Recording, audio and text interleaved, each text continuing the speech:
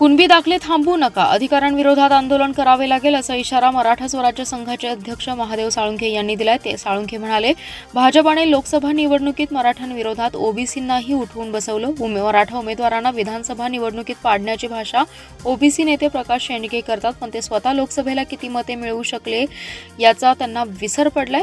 मतांचा विचार त्यांनी सर्वप्रथम करायला हवा। फडणवीसांचं ऐकून त्यांनी मराठ्यांना अंगावर घेऊ नये, अन्यथा मराठा समाज विधानसभा निवडणुकीत हिसका दाखवल्याशिवाय राहणार नाही।